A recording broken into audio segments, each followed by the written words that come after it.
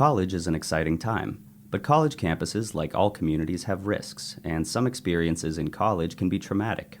In the past, trauma was defined as a bodily threat outside the experience of most people, like a car accident. But now, trauma is more broadly defined and can involve a threat to your sense of self, to who you are and how you define yourself. Most of us have felt this type of trauma before, through experiences like losing a friend or a job, or a breakup in an important relationship.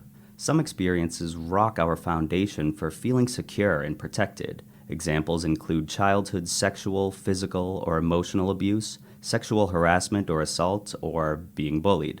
Unfortunately, some of these traumas are common on college campuses. 1 in 5 women on campus experience sexual assault, including harassment or unwanted sexual experiences, sexual coercion, or rape. Up to 60% of teens and young adults have experienced some form of cyberbullying.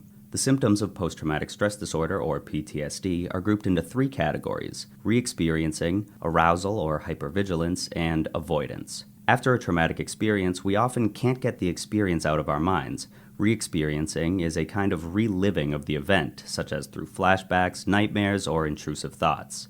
When something traumatic happens, it sets off the fight or flight response, which prepares us for something we perceive as life-threatening. This response can bring on a rapid heart rate, hyperventilating, sweating, and feeling jittery or dizzy.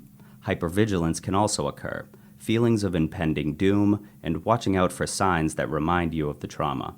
When experiencing symptoms of traumatic exposure, it feels like your circuits are overloaded.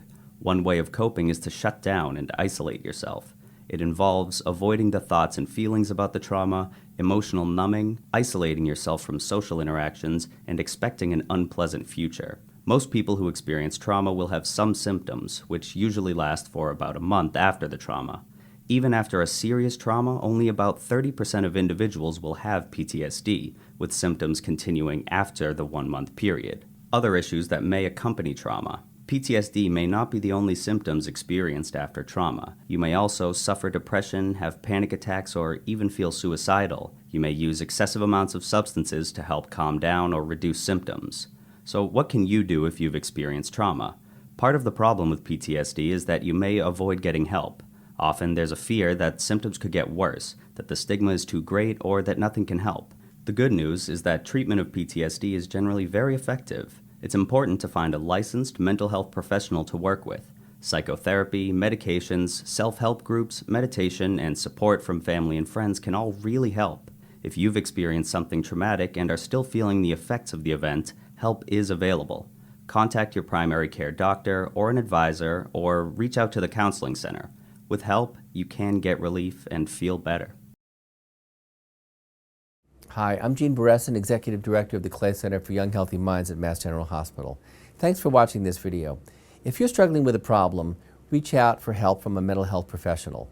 Remember, there are resources and people who can help you through it.